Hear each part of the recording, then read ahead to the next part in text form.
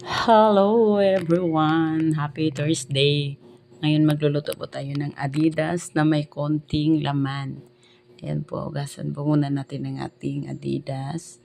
And then, sinasabay ko lang po yan siya guys. Dahil sabay naman din po siya maluto. Ayan, ugasan po natin siya ng mabuti. Dahil po, ay, alam naman natin na paggaling sa palengke po ay madumi po ang ating karne. Inugasan po natin siya ng isa-isa guys para po ma-sure natin na malinis. Ayan guys.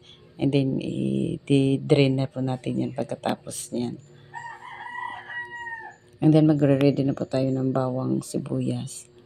And then nilalagyan ko po siya ng red bell pepper guys. Parang po siya medyo mabango. Nababanguhan talaga ko pa yung may red bell pepper. And then mag-prepare na po tayo ng kunting mantika. Ito po igigisa natin kasi para mawala po ang kanyang langsa. Yung iba sinasabay lang po nila sa tuyo, mantika. Pwedeng hindi igisa. Then ako gusto ko din po igigisa. Then lagyan natin ng bawang sibuyas. Then mahinaan na natin apoy guys para hindi po siya masunog. Then halo-haloin natin. Then ilagay na po natin yung ating Adidas and din ng konting laman. Guys, lalagyan natin siya ng konting magic sarap.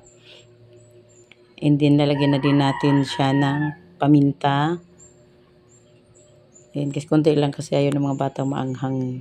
Pang po pag maraming paminta. And then, lagyan natin siya ng tuyo. Yes, Silver Swan po ang ginagamit natin guys. Ewan ko ba, nababanguhan po ako pag Silver Swan ang gamit natin. Ayan, lagyan natin. Huwag masyadong damihan guys para hindi umalat. Then, haluin natin siya ng konti. Yan, para matansya natin. Lagyan din natin siya ng suka. Silver Swan din yan, guys. Silver Swan. Baka naman. And then, takpan lang natin, guys. Ayan, pag kumulo na, haluin na natin siya ng dahan-dahan. Ayan, guys. Para yung sa ibabaw, mapunta din sa ilalim, magkaroon siya ng lasa.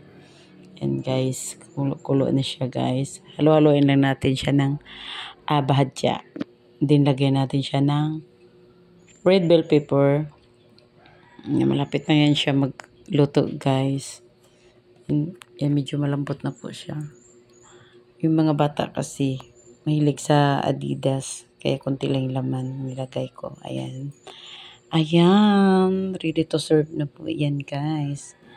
Ano na siya, malambot na po siya guys. Ayan, ganun na siya kasimple ang pag-aadobo guys. Salamat sa panonood. Bye bye.